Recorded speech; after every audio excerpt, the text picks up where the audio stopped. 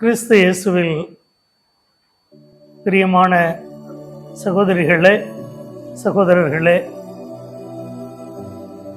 இன்று புனித வாரத்தை நாம் துவக்குகின்றோம். இயேசு ஒரு வெற்றி வீரராக, ஒரு அரசனை போன்று ஆரவாரத்தோடு மக்கள் திரளோடு எருசலேமிற்குள் நுழைகின்ற நாளை நாம் இன்று நினைவு கூறுகின்றோம். பலமுறை இயேசு எருசலேமிற்கு சென்றிருக்கிறார். அப்படித்தானே இன்றும் இருந்திருக்க வேண்டும்.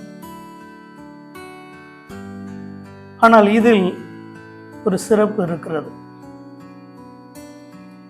இதற்கு முன்னர் பலமுறை சென்ற போதெல்லாம் அவர் எருசலேமிலே எண்ணற்ற பேருக்கு நல்லது செய்தார்.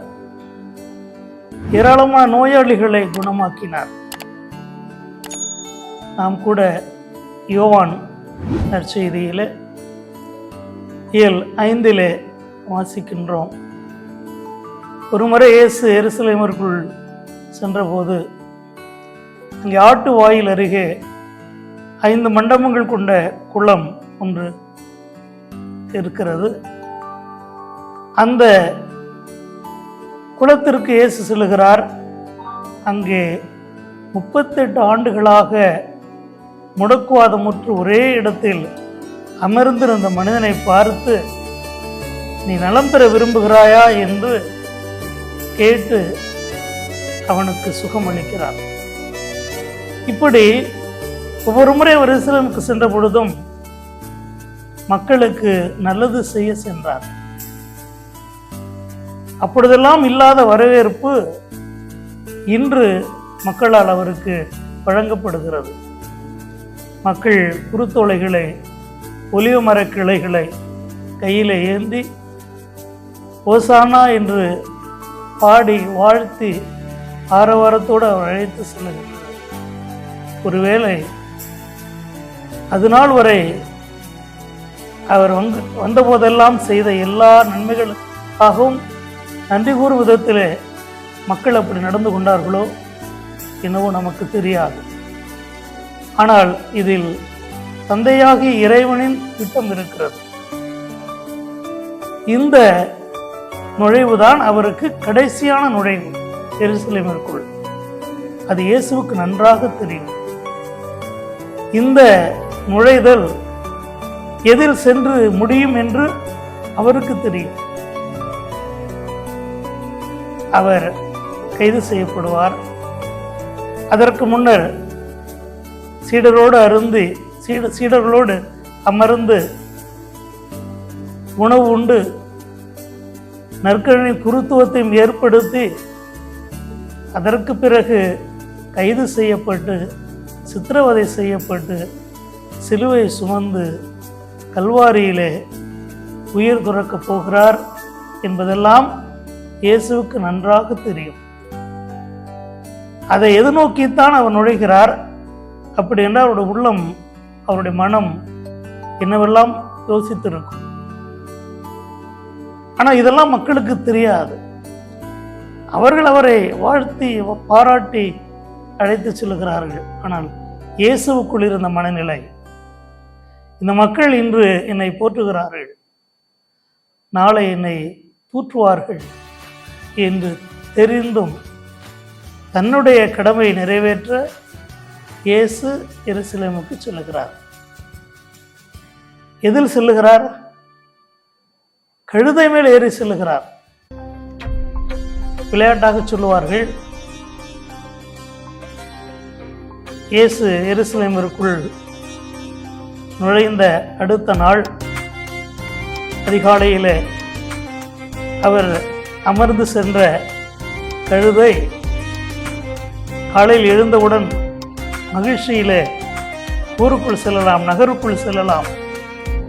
நேற்று நம்மை எப்படியெல்லாம் வரவேற்றார்கள், நம்மை சுற்றி ஆரவாரம் செய்து நம்மை புகழ்ந்து மகிழ்ச்சியோடு நம்மை அழைத்து சென்றார்களே, எவ்வளவு பெருமை நமக்கு. அதே போன்று இன்றும் நம்மை நடத்துவார்கள். நாம் எவ்வளவு பெரிய காரியம் செய்திருக்கிறோம் என்னால் நினைத்து ஆசைப்பட்டு பெருமிதத்தோடு, கர்வத்தோடு, ஆணவத்தோடு எருசலேமின் நகருக்குள் வீதிகளிலே செல்லுகிறது. ஆனால் பரிதாபம், ஒருவர் கூட அந்த கழுதையை கண்டுகொள்ளவில்லை.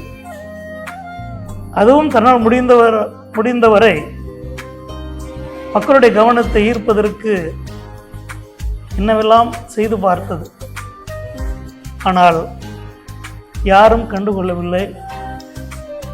நடந்து நடந்து பயணித்து களைப்புற்று சோர்ந்து போய் விழுந்து விட்டது.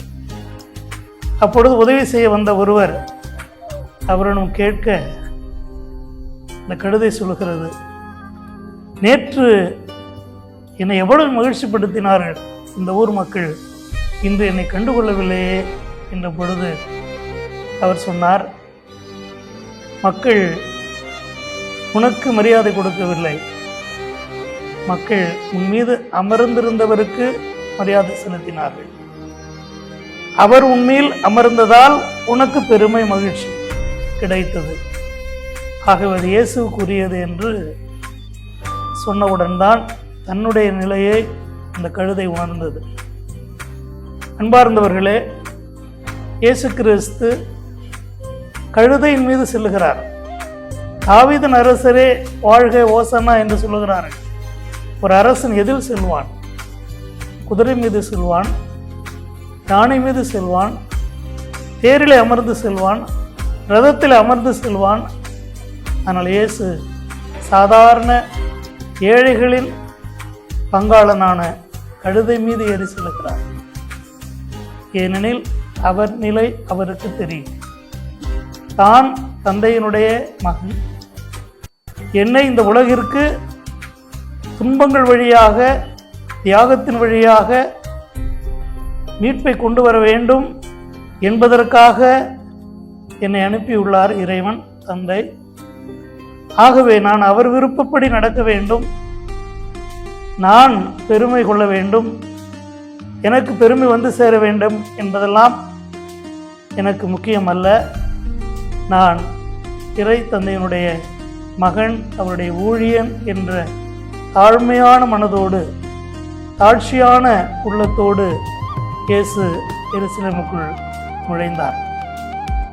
இந்த பயணம், நுழைவு இயேசு கிறிஸ்துவினுடைய தியாகத்தை வெளிப்படுத்துகிறது. கடவுளுடைய ஒரே மகனாக இருந்தும் அந்த நிலையை விட்டு கீழிறங்கி வந்து நம்மோடு மனிதனாக வாழ்ந்து, நம்மில் ஒருவராக வாழ்ந்து, எல்லாவற்றையும் அனுபவித்து, பாவத்தை தவிர நம்மை போன்று வாழ்ந்தவர் ஆடம்பரத்தையோ ஆரவாரத்தையோ விரும்பாமல் ஆட்சியோடு கழுதை மீது பயணம் சென்றார். இந்த பயணம் சிலுவை பாதைக்கு அவர் அழைத்து செல்லும் என்றும் அவர் உணர்ந்திருந்தார். ஆகவேதான் இந்த ஆரவாரம் எல்லாம், மக்கள் கொடுத்த வாழ்த்துகள் எல்லாம் அவருக்கு பெரிதாக தெரியவில்லை. அவருடைய எண்ணமெல்லாம் இறைவனுடைய சித்தத்தை நிறைவேற்ற வேண்டும் என்பதுதான். ஆகவே அன்புக்குரியவர்களே, இந்த குருத்து ஞாயிறை மிக சிறந்த பக்தியோடு நினைவு கூர்ந்து கொண்டாடுகிற நாம் இன்று என்ன கற்றுக்கொள்ள வேண்டும்? இயேசுவோடு நாம் கொண்டிருக்கிற உறவு எப்படிப்பட்ட உறவாக இருக்கிறது என்று நினைத்து பார்க்க வேண்டும். அவர் நம்மை ஒரு மனிதனாக,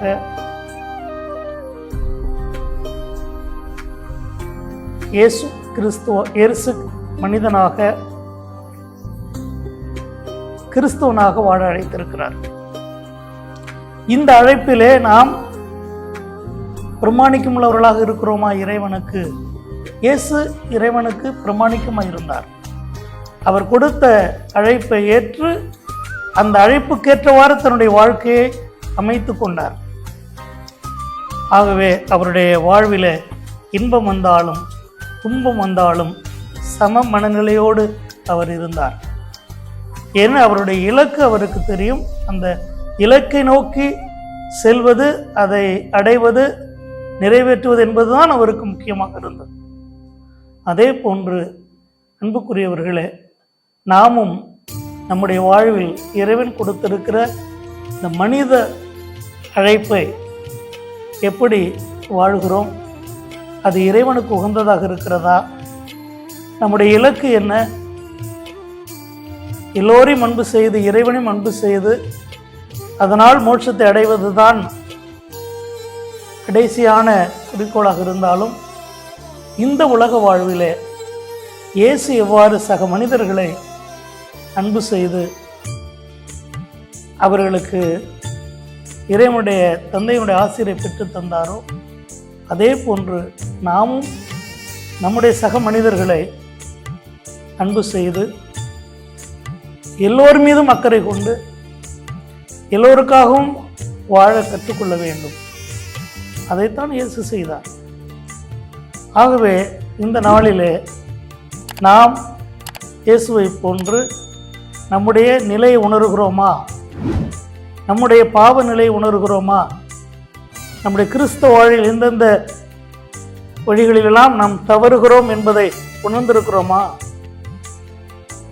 வெளியில் நமக்கு மதிப்பு கிடைக்கலாம், மக்கள் நம்மை பாராட்டலாம், பிறர் நம்மை உயர்த்தி பேசலாம். ஆனால் அதெல்லாம் முக்கியமல்ல. நான் இறைவனுக்கு உகந்தவனாக இருக்கிறேனா? என்னுடைய வாழ்வு இறைவனுக்கு பிடித்தமானதாக இருக்கிறதா? மற்றவர்களுக்கு பயனுள்ளதாக இருக்கிறதா என்பதுதான் முக்கியம்.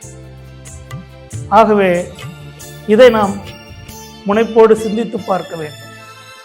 அடுத்து நம்முடைய வாழ்விலே தாழ்ச்சி என்ற புண்ணியத்தை கடைபிடிக்கிறோமா என்றும் சிந்தித்து பார்க்க வேண்டும். இயேசு கடவுளாக இருந்தாலும் மனிதனாக பிறந்து சிலுவை சுமந்து உயிர் விட்டார். கழுதை மீது பயணம் செய்தார். அதெல்லாம் அவருடைய எளிமையான, தாழ்ச்சியான உள்ளத்தை காட்டுகிறது. நாமும் நம்முடைய வாழ்விலே யாருக்கும் நாம் பெரியவர்கள் அல்ல, நாம் எல்லோரோடும் சமமானவர்கள், எல்லோரும் எனக்கு சமமானவர்கள் என்ற எண்ணத்தோடு வாழ கற்றுக்கொள்ள வேண்டும். அடுத்து நாம் இறைவனை முடிவாக அடைய வேண்டும். அப்படி அடைவதற்காக சென்று கொண்டிருக்கிறோம். அந்த செல்லுகின்ற வகையிலே நாம் துன்பங்கள் அனுபவிக்க நேரிடலாம். இயேசுவை போன்று தியாகங்களை செய்ய நேரிடலாம்.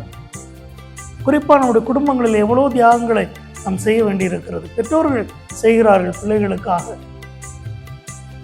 நான் சம்பாதிக்கிறேன், பிள்ளைகளுக்கு உணவு கொடுக்கிறேன், தங்குவதற்கு இருப்பிடம் கொடுக்கிறேன், துணிமணிகள் கொடுக்கிறேன் என்று மட்டும் மனிதர்கள் இருந்து விடுவதில்லை பெற்றோர்கள்.